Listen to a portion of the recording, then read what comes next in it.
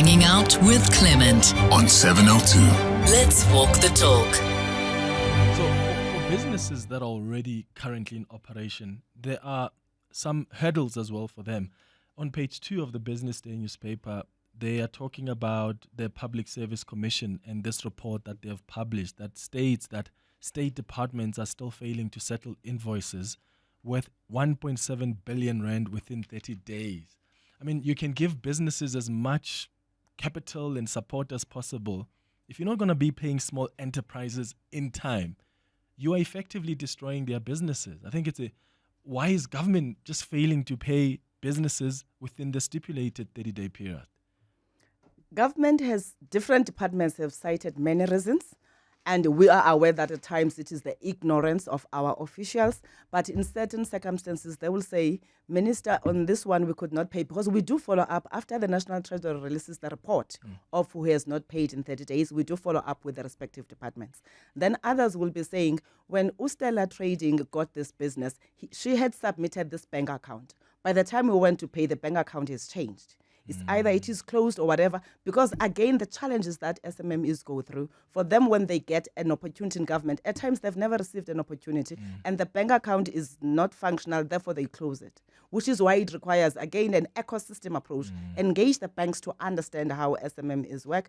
But on government payment, we are now introducing, as we have seen through the Small Enterprise Act that has been recently signed, because previously we did not have an authority to hold anyone who's a culprit in terms of the law. So in the act that has been signed by the president, we then included or inserted the part that talks to the establishment of the office of the ombuds, a person that must be a champion against unfair trade practices on against SMMEs. And we have written to Parliament now, because the Act has been signed. It is the responsibility of Parliament to appoint that body. They will be kickstarting their recruitment process sooner. We are bringing that intervention because we are aware of the challenge. We are saying no government or private sector must really delay the payment of SMMEs, because at times when they get an opportunity to do business, they go to the bank and borrow money.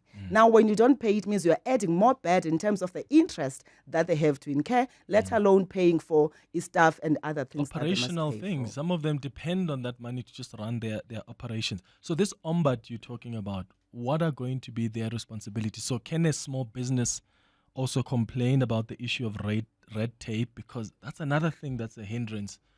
People are struggling to do business with government because, I mean, the red tape. Can't the EP, fourth industrial revolution? Anything that is seen as an unfair trade practice, the entrepreneurs are allowed to report to the ombuds, which in turn will identify those and make a recommendation to the minister to issue directives against those practices. Declare certain practices as unfair, and therefore no one must practice those, otherwise penalties will come. Now, you're raising an important issue of dealing with the red tapes, because indeed we've seen when people, including government, when they issue tenders, that already you can read the spec, it excludes the small business. This is why we jump into an opportunity to engage those that are responsible. But again, going back to the authority in terms of the legal framework that we do not have. These are things that we are working on, but the ombuds will be able to challenge those. We are dealing with the red tape. The president had established an Operation Vulindlela unit in his office that, amongst other things, deals with the red tape. In the department, you have a unit that is looking at that. We've set up our intergovernmental provincial team against red tape to identify, because red tapes, they cut across. It's different sectors. If you are talking about, for example, a farmer seated in Dujwa in the Eastern Cape, you are able to buy a farm because you can afford. And when you buy a farm, you find that you are in the crops business that you want to do. And as you do, there's a lake or a dam just around your farm, but you can't use it because you don't have the water rights. And these are the things that we're talking about, that people shouldn't try to exclude, especially micro and small, medium enterprises, in being effective to participate in their economy by adding all these exclusions. That is why we have up to 27 pieces of legislation that we have identified as part of the red tapes. Our teams are busy engaging all those that are affected. I will be taking that report to Cabinet to say, under Department of Tourism, you've got to look at 1, 2, 3 because you are excluding SMMEs.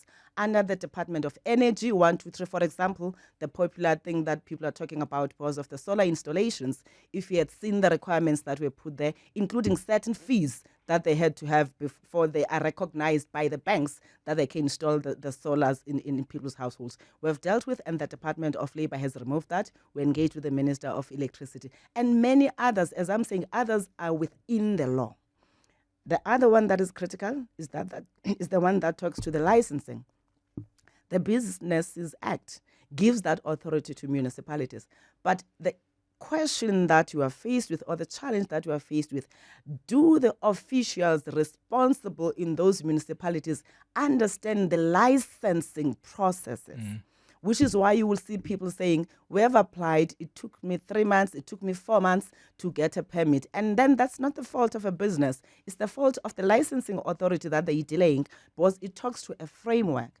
Again, to deal with that, we are amending the business licensing bill in order to make sure that we are able to create an enabling framework that cuts across all the spheres of government, so that people don't use licensing as a red tape against small businesses that want to function in their areas. Okay, there's still so much to talk about, Minister. I'm going to take the latest in Eyewitness News headlines. But before I do, there's a message from Vusi in Bedford View who says, good day, Clement and the Minister. Please allow me to say big up to the Gauteng Provincial Department for paying contractors within the 30 days or less on their e-invoicing web board, where suppliers can upload and trace their invoices. All other government departments should learn from the Gauteng Provincial Government. That's a message there from Vusi. Vusi, it's good to know that your experience from the Gauteng government, they seem to be meeting that 30-day deadline, if not paying in less than that stipulated 30 days. Thank you for sharing that with us. We're having a conversation this morning with the Small Business Development Minister, Stella Ndabeni-Abrahams. You can give us a call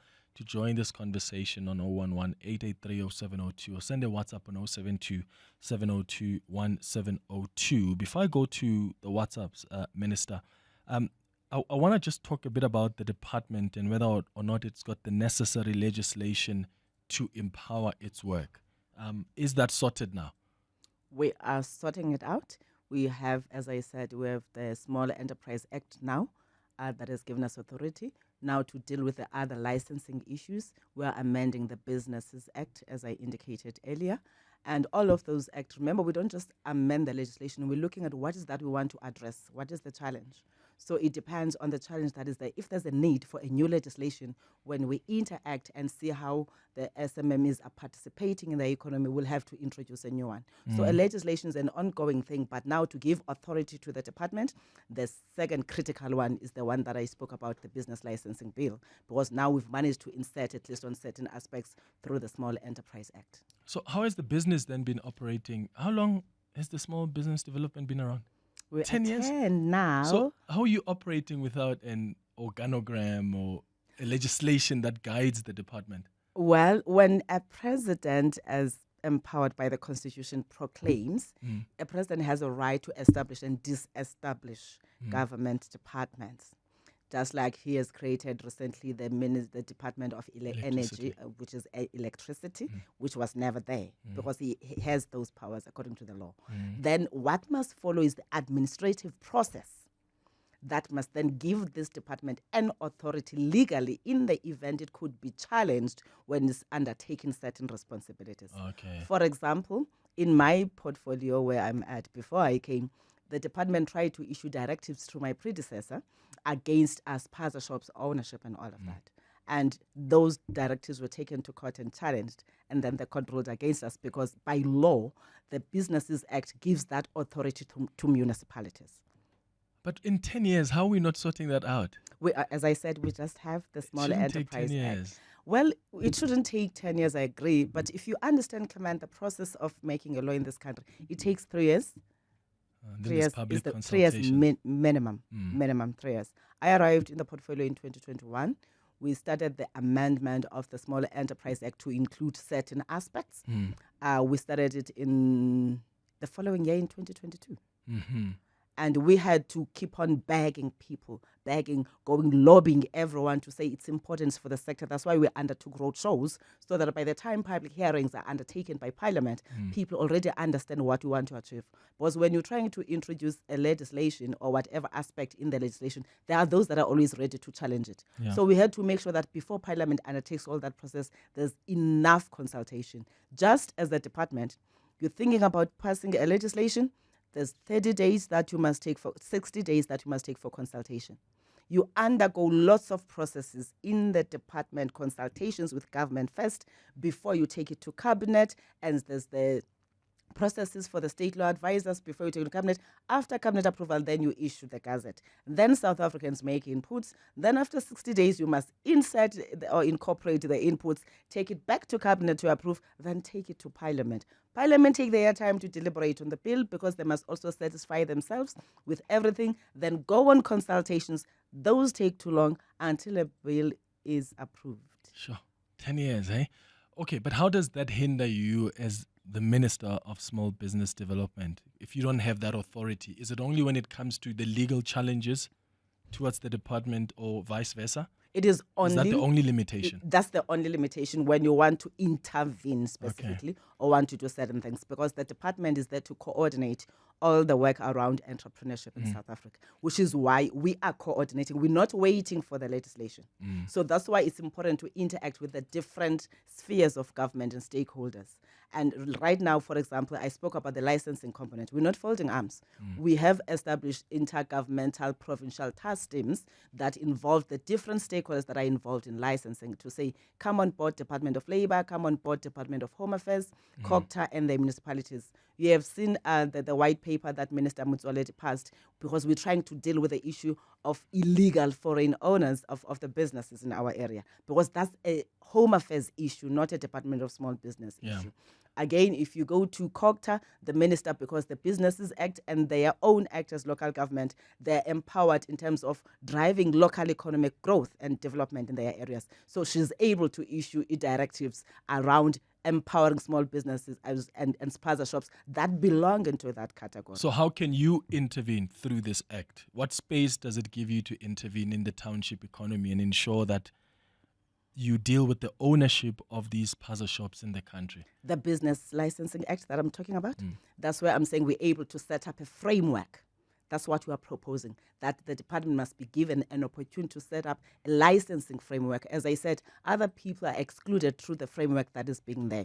So a licensing framework, but also to be able to say, this is a framework that people, when they develop their policies at a local level, because you can't then take away that power from the municipalities, but you can set and insert yourself to make sure that you provide a framework for everyone. That must take into consideration basic things, that our people must be able to participate in their own economy as enshrined in the Constitution, that people have a right to trade freely, Section 22 of our Constitution, a right to trade freely in their country, but it can happen in a regulated framework.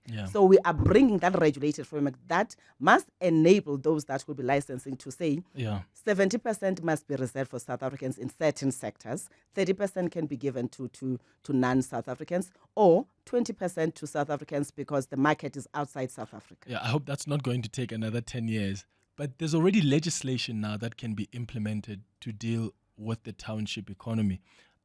Let's take, for instance, the requirement for foreign nationals who want to invest in the country. My understanding is that they must at least have 5 million rand to operate a business in South Africa.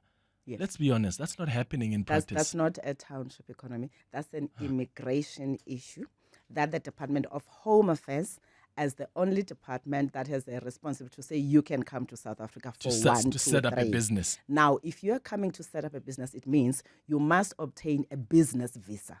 Then for you to set up a business visa as determined by the Minister of Trade and Industry, because that's a function now that is done in concurrence with the Minister of Trade and Industry, who then put the 5 million as a cap. So at least you must invest the 5 million. But now enforcement of that is where we are lagging. That is why you are beginning to see now the Department of Home Affairs undertaking some of that work. Minister Mzwaledi, when he was there, you have seen him going all out in the communities, because he's trying to empower people, the citizens, to know that you cannot allow a person to do business who's here on a student visa or on a work permit, because people don't understand those things, which requires lots of education or awareness that must be driven by the joint parties. That's why we have a task team, Department of Home Affairs, of Labour, COGTA, and ourselves, then working with SALGA to say each of us has a role to play in empowering people in their communities, so that both those that are going to consume the services, they can know what is expected from the people that is selling to them. Yeah, and the minute the reason I was categorizing this as township is I was talking in the context of these puzzle shops, the foreign nationals who come set up shops in the townships. Is there a loophole here that maybe is being used? Because as we speak now, there are many foreign nationals who are owning shops in our townships, and they didn't come with a cap of 5 million rand. And maybe I'm thinking there's a loophole maybe where the foreign national comes and says, Clement, you own this, give me this garage, we are co-owners. And then that makes you then evade that 5 million rand cap. Could that be what they're using to circumvent? Definitely that's what they are using. I mean, like you're correct to say, nobody who owns a spaza shop who's investing in that's not a 5 million investment unless it's a chain of businesses, which some of them are doing, by the way. They club together and they put their monies and then say Stella, therefore they'll be using the same visa for the businesses that they are trading in, which has been discovered, and the Department of Home Affairs is also trying to deal with those matters. But again, the lack of enforcement, including the relaxation in terms of issuing licenses and permits at a municipal level, because there was no clear framework on who can be licensed, because if a municipality has clear frame of who can do business in their area and in which sectors, then they can know, or they will know, who they have given license to. But do the property owners look at that? That if you're coming and you want to rent a garage because you want to run whatever, a hair salon, do they look at the fact that you are registered or not? They don't. Do they even know that they must be looking at that? They don't even know, which is why now the issue of awareness becomes critical. And this was raised again in the road shows, wherein we were saying we want to really get to the bottom of these illegal foreign business people in our country, because we've got to interact and raise that awareness with those that we interact with. Now the property owners came and said, Minister, you're not going to do that. You are taking away our bread. Those people are paying rental fees. Now the issue is it about rental fee, or it's about the high escalated cost that they pay? Because even a normal South African can pay if the rental is reasonable within the regulated property rates. I don't think South Africans will run away from paying a 10,000 rand for a spaza shop. But there are people, for their mischievous purposes, because they know they want to close out South Africans, but also they're exploiting the gaps that are there. Then they come and say, we're going to give you 50,000 rands a month, give us your shop. So that and they're going to make a whole lot more than that. And they're making a lot more. And then we've got children who are dying because some of the shops are not even meeting the health standards, because government, once again, some municipalities are failing with enforcement. And I hear when you say there's a lack of enforcement, but children continue to die and we don't know what's going on. And government tells us there's lack of enforcement. Why? Well, one of the things, if you have listened to both the Minister of Labour and Employment, if you've also looked at others that are responsible, including Home Affairs and the task team that we have set up, because we've established a task team, a township economy task team, wherein we're, amongst others, we have a work stream that looks at counterfeit products. We're partnering with lots of stakeholders that are playing into that space, consumer protection and many others, in order to raise awareness and make sure that when we support people, they go and buy the original food. We are doing this because indeed it is wrong that people are allowing people to sell them stale food or food that is not of quality.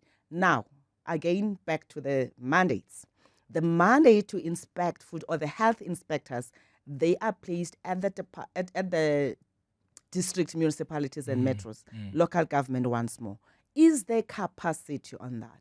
We've done a study that we have seen that, yes, there are licensing people who are put in those offices as inspectors, but there's very few inspectors in the district level, which is why we said there's a need for us, all of us, to join hands. I'm hopeful that Minister Motsoaledi that now he's back at health, who will be looking at it, because we were both complaining that why would you want to give that function of health inspection to a district municipality? But again, I'm certain that those that took that decision, they had seen in it. But we do believe that it is a function that must go back to the Department of Health. The district municipalities are failing dismally.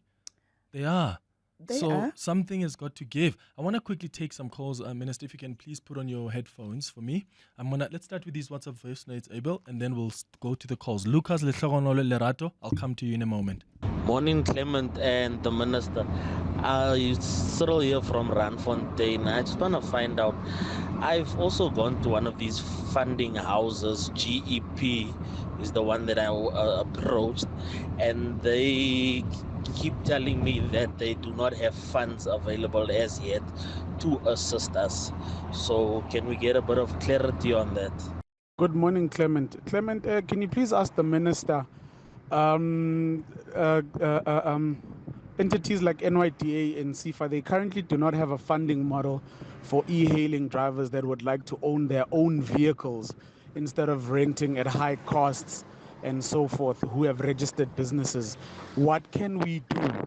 And are they working on a model to fund e-hailing drivers so that they can also participate as owners, as driver owners, instead of workers for other people? Good morning, Clement. We're here from Centurion.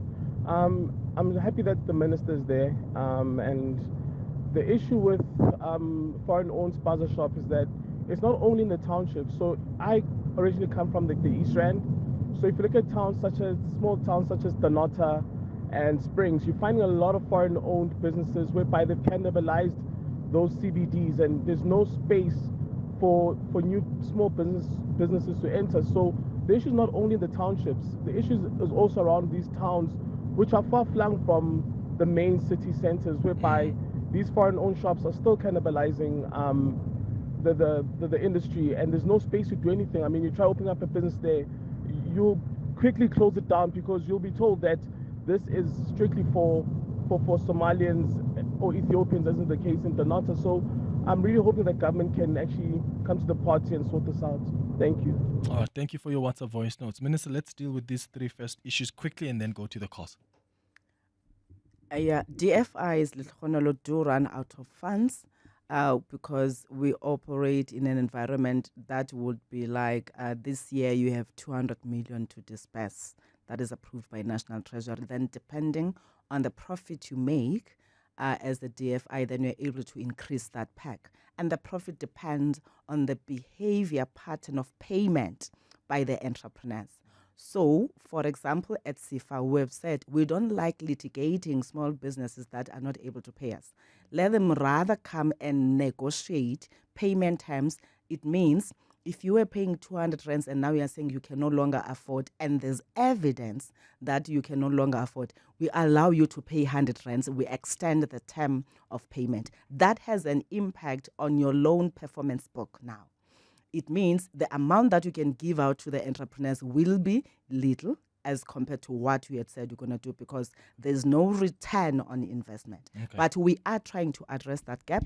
We are going to be launching a fund with Minister Dao of the Department of Trade, Industry and Competition in order to bridge the gap. The policy that I spoke about earlier, the funding policy for small businesses, we've advocated for establishment of the fund of funds in order to bridge the 350 billion rands credit gap that is in the South African market. Well, we won't have 350 billion, but we'll have some billions that we're putting in order to try to complement this work that is being done in order to make sure that our entrepreneurs have access to financing. We are also engaging the banks themselves, which is why I said through the policy, we're putting a framework of what the financing institutions must ask for when they are lending to small businesses. Yes, it is not happening now.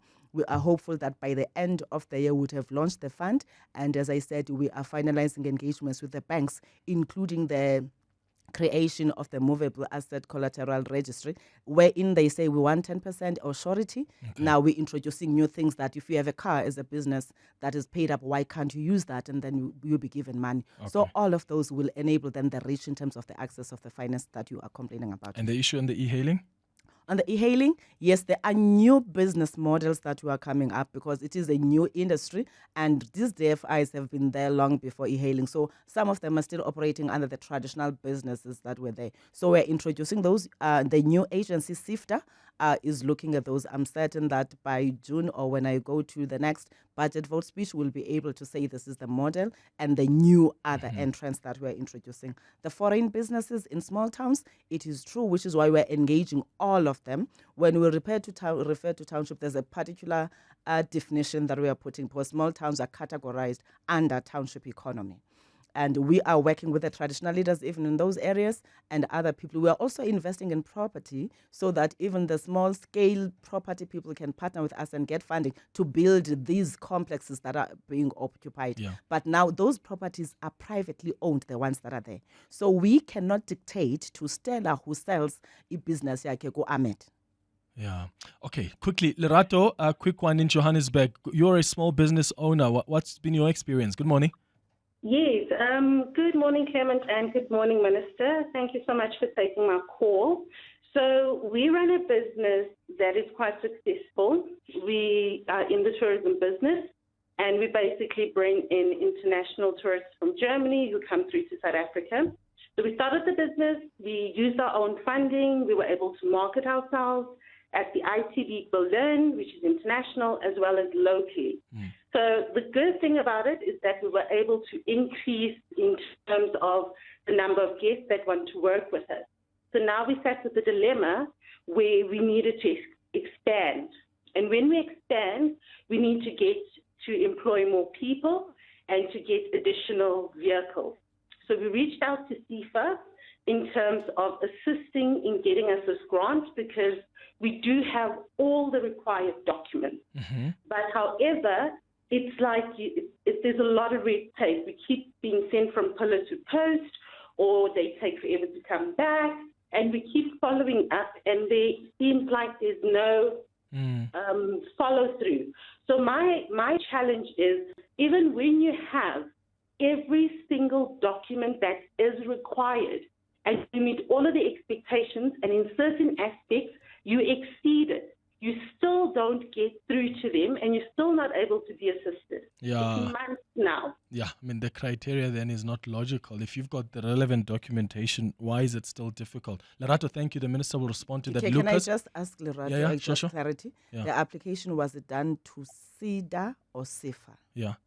It Lerato? was done to both.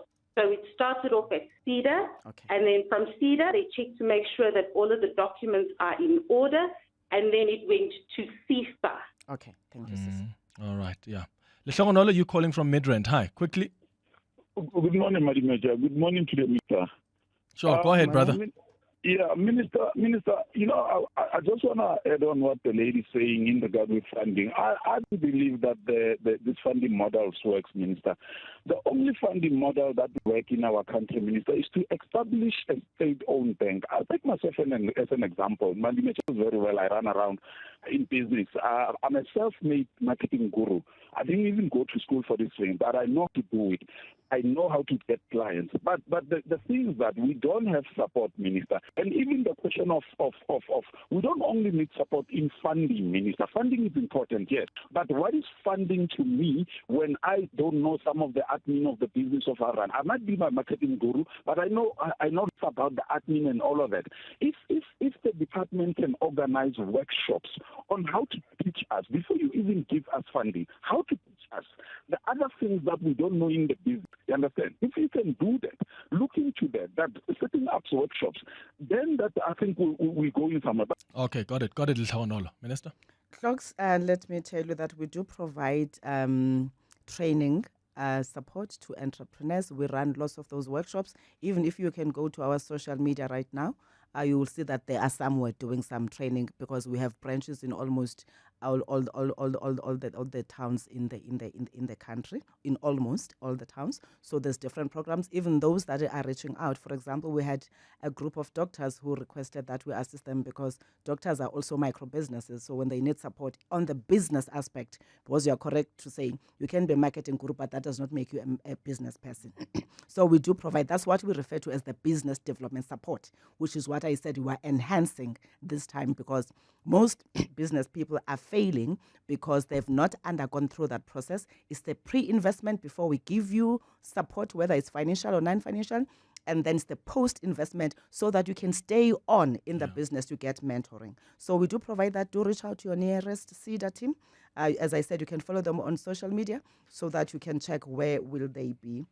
When will they be in your area?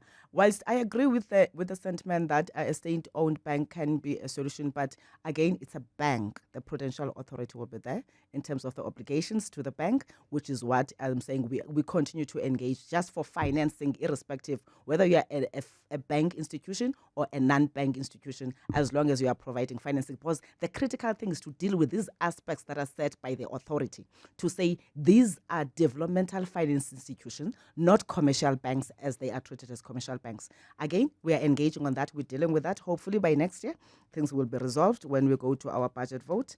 And the last one, Lerato, I really can't explain what happened. I know that we have the Tourism Equity Fund that supports us businesses in the tourism space. If you are saying your complaint on everything, please do drop your application number to Clement right now, to Clement on his WhatsApp, and then we'll take that and follow up. To also leave your details so that when we follow up, then we can forward you the information. All right, Lerato, I'll get the producers just to get that information from you and we'll send it to the minister's team. Someone is asking about the owner of Drib. Have you been asked to get involved? The business is being liquidated and there's just been a lot of talk about that. Okay, Clement. Now, anyone who needs our services, they apply for services. If you have not applied, there's nothing we can do. Yeah. And in this case, I did check immediately when I read about the story. I checked both NEF and CIFA, and both of us have not received applications. Minister, thank you so much for making time.